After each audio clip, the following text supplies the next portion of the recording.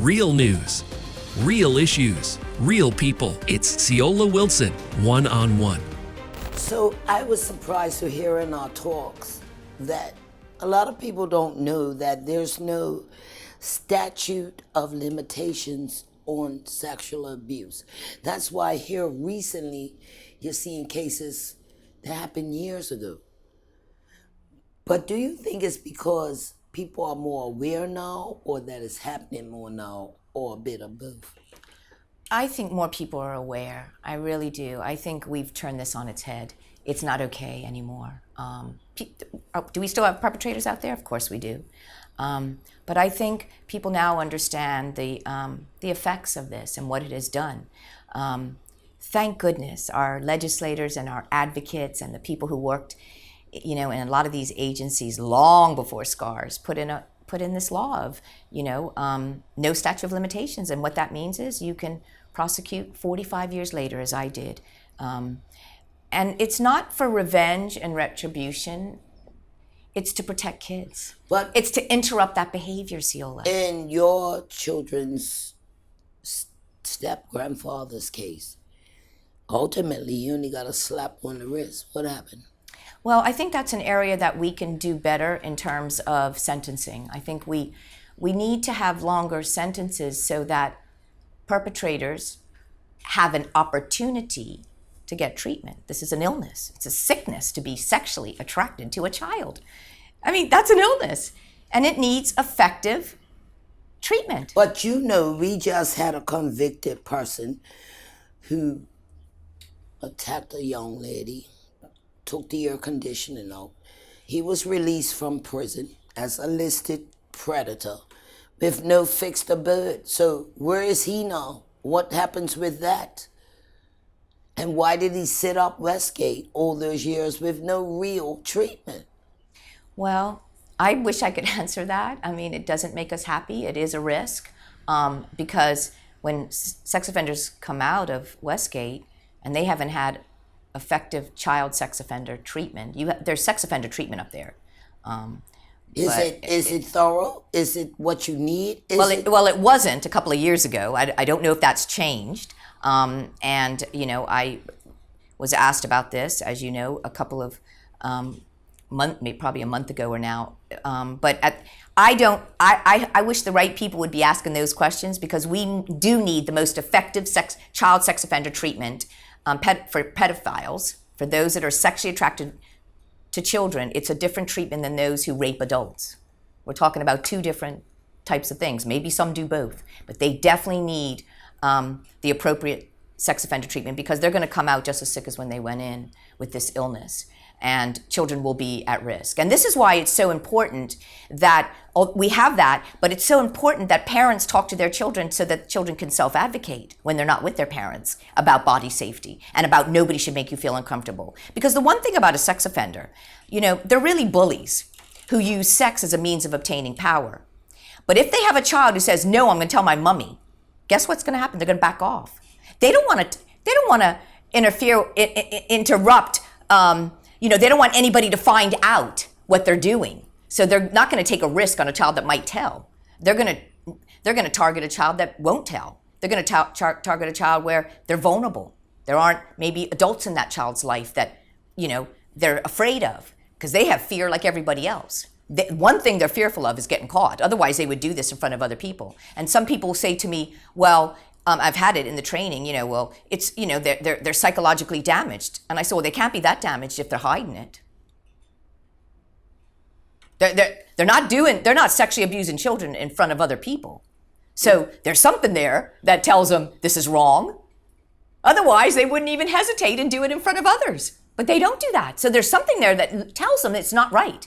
This is not okay. I'm hiding it. But I do believe that that this is why organizations who open their doors to children need to make sure that they have a strong message. Don't come work here. Our people are educated in prevention. Our eyes have been opened. We have very strict policies in terms of no isolated one-on-one situation. Every situation is interruptible. They have safe policies in terms of social media. No, one-on-one chats with the students. You know, but listen, let me ask you this, because this is a big gender thing and the LBGQ and this and the other. I really don't fuss about people's sexuality, you know, as long as you don't poke with the babies and seniors. Yeah. But I have gay friends, men and women. In most of their cases, they were targeted by people close to them in their lives. In one case, a woman I know who I'm very close with was sexually abused by her father, who passed her around as a child like she was a trophy. She's still damaged to this day. I know women walking around with stuff that they just have never dealt with. Yeah. And men the same way. It's like even in the drug world, to me, I was shocked to find most of the brothers I ran into who were hard into heroin got their first dose from the daddy or the uncle. Who does that? What kind of people are we? People who have not healed from their own pain. We as adults have a responsibility to heal. But if you can't go look in the mirror at that man or woman staring back at you and be honest, how are you going to do this? Because we don't do that, you know. We like to point fingers in Bermuda. I still get it. Oh, she used to do drugs. She used to do this. She used to do that. I don't hear the recovery story. Yeah. I don't hear that she caught herself and paid off her mama's mortgage. I don't hear that. That's still stuck back there. Yeah. Like somehow you could hurt this woman right here. I don't live there no more. Right. And be proud of that. Be proud. Don't worry about what others think. No, you but know, Bermudians, yeah. Bermudians take a special kind of delight out of your demise. There's something toxic and very sick about that. And it's not just the black community. It's across the board. Yeah. You said something the other day. You said, Ceola, you know who covers up their dirt and hides their stuff the best? I said, who? You said white people. Nobody wants to think that their family isn't perfect. I mean, they want everybody to think their family is perfect. Listen, sexual abuse has no boundaries. It doesn't matter whether you're white, rich, black, poor, live in Tuckerstown, live in Middletown. I've heard all the stories. Doesn't matter if you're educated, uneducated, whether you go to Seventh-day Adventist Church, Evangelical, Catholic, Protestant, Methodist, Anglican. This stuff does not discriminate. Sex doesn't discriminate. Sex feels good no matter what color you are, how big you are, how tall you are, how ugly you are, how pretty you are, you know, how much money you have, where you live. It's everywhere. And I've heard thousands of stories from survivors of all. It doesn't discriminate. Sexual abuse doesn't. And, you know, so we can't say that this just lives in one community because it doesn't. This affects everybody. But we're insular like that. And it's sad. It's really sad. But what we have to look at is the heart. We have to look, and we have to say, as a community, we have to say, children first. Children first. Because what happens is, a lot of times, it's not only drugs, alcohol, you know, promiscuity, eating disorders, depression, sadness, mental illness. You know, it just affects you in terms of trusting people. When you're betrayed, it's really hard to trust other people. Because so you don't trust your mother anymore? Well, I don't have to right now, right? What about your daughters? They deal with her? No, they've made the choice not to have a relationship. And she's okay with that? I don't think so. Do you care? I do, but I have to tell you one thing.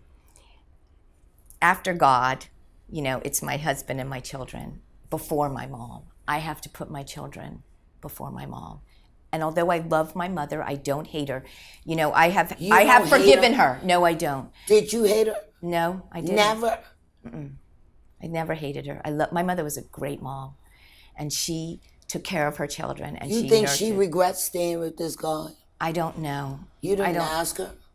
No. You don't want to know? No, because she made her decision. She made a choice. It hurt. And it hurt. It hurt her. It hurt her grandchildren deeply. And I had to focus on getting my children healed. I could not focus on the relationship that I lost. I had to focus on healing my babies. Are they healed? They are on their healing journey. Do you know how long healing takes? It takes a lifetime. You can ask me as a 60-year-old woman, am I healed? Some people will say, no, she's not, because she's got issues. She don't trust anybody. I don't know if we're all 100% healed. I know that what happened to me as a child, as an 8-year-old little girl who was sexually molested by a 25-year-old male babysitter, family friend, I know that I'm not 100% healed. There are always scars. Have you seen him since? No. Never. Not since I went to, you mean after I prosecuted him, you mean? And he, in the courtroom? Tell me what happened with that. Yeah, so sex offenders come to SCARS trainings. Right. I always say in a training. So this guy who molested you showed up to be trained? He did. And what happened? Well, because, thank goodness, the Department of Health, we have an amazing Department of Health who mandated that those who take care of children, whether they're a daycare center, a home care provider, nursery school, must do SCARS training, and we're grateful for that. So he was going to be his daughter's backup in her daughter's home care setting, and so he had to show up he had to get a SCARS certification. So what happened? So it was pre-COVID. We were in classrooms at the time, and I was standing at the entrance of the classroom. It was on a Saturday morning, and I could see way down the hallway of the building him coming down towards me, and I looked at my volunteer, who was the volunteer standing next to me, and I said, I got to leave. The man who abused me as a little girl is coming down towards me, and I can't stay. He's here, he's here. Right. And I got in the elevator, and I got downstairs, and the male facilitator who was going to facilitate that day with me, co-facilitate, I just said to him, I'm going home. I can't stay, the man that abused me. And I got in my car, and I got as far as King Street from Wesley Street, and this voice just said, I had called my husband and said, I'm on my way home. This voice said, go back, Debbie, he has no more power over you. He can't hurt you anymore. Go back, that's your training room.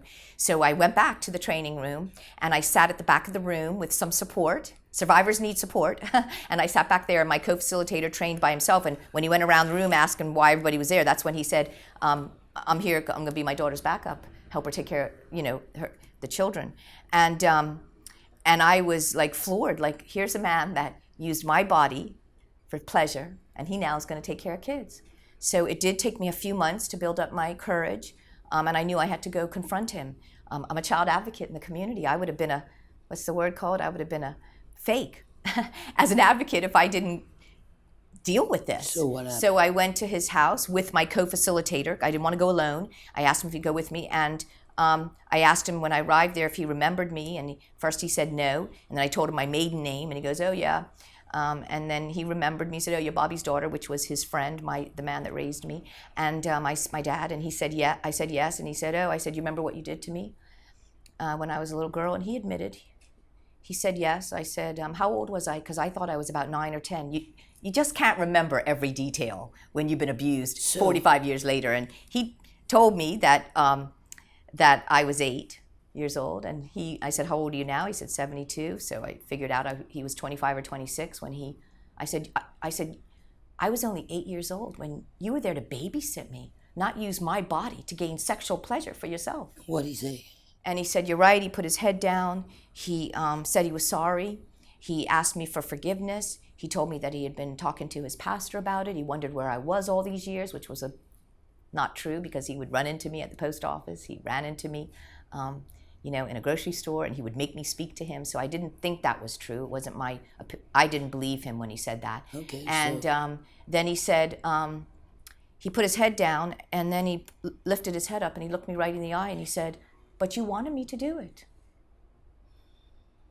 And you said? This meeting's over. I knew exactly what I had to do when I left that house. I had to call, and I did. I called the police. Because I knew as an advocate there's no statute of limitations in Bermuda. So what happened? I reported him. Well, I went through a court case. And what did he get? And he got, I think, 3 months. Did it help in the end? I don't think so. I mean, how do you get better in 3 months, Ceola? No, how do you get better in 3 months? Did him getting sentenced make you feel better? Not really. I mean, you know what made me feel good? No. He sits on a convicted sex offender list and he can't take care of kids. So what's the deal with that list? Is it public? Like I could Google and see who's who? No. But what's the it's not problem public. with that? It's What not is public. the problem with Well, that? I think it's because we're a small community, and I think they're afraid of, retribution, vigilantism, I think's the word's called, I've been heard. Scars on our website, we have any case that went into the newspaper is on our website under child sex offenders. And I suggest people Google people before you're dating them, before you bring them into your organization, find out if they sit on a convicted sex offender list, but that's not the be end all of end all. Because not everybody's going to sit on a list, right, Ceola. But let me tell you something, right? Because my mom's old school. Ended up, I learned through the death of my father, divorced first husband.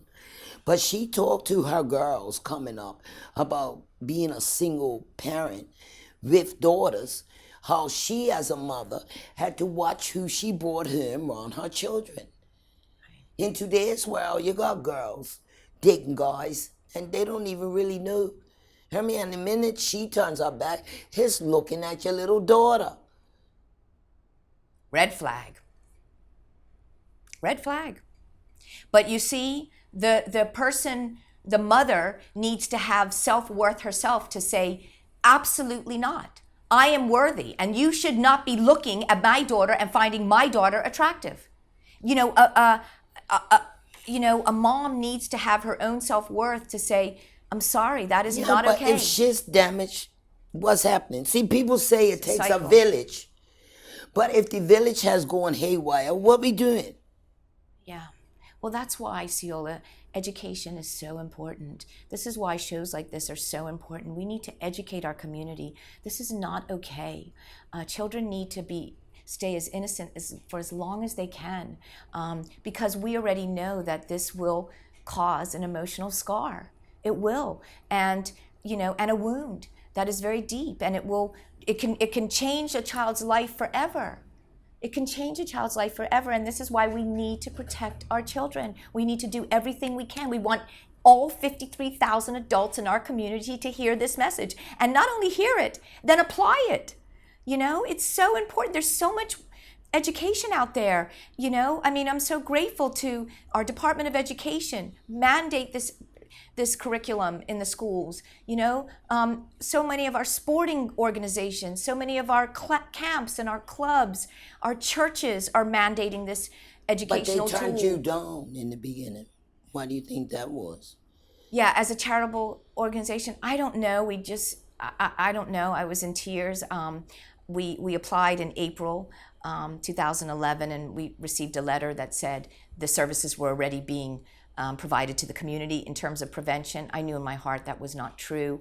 And so did our past chairman, John Brunson. And we just decided that we were going to appeal it and not go after the government for that, because that never really works. You don't point fingers, right? That doesn't accomplish anything. Right. What you want to do is you want to state your case and let people understand, listen, this is important. There is nobody doing prevention in Bermuda. Sure. Nobody's providing this. And Minister Michael Weeks, who was the minister at the time, and Marva O'Brien, his permanent secretary, we met with them and we gave our plea. And they listened and they did the right thing, and they gave us permission and to become a charity. And thank goodness, because it's opened the eyes of so many. And I do believe it's helped children. You see, prevention is hard to measure. You can't measure prevention education. Well, I know it's worth more than a pound of cure. Yes, and I think also it's helping our survivors to know that what happened to them was not their fault. They did nothing wrong, and help you understand why you make the choices in your life, where that pain came from, and that we can heal. But it takes time, and everybody heals at a different, it's a different journey for everybody. We can't tell somebody to heal. We'll be right back after these messages. Stay tuned.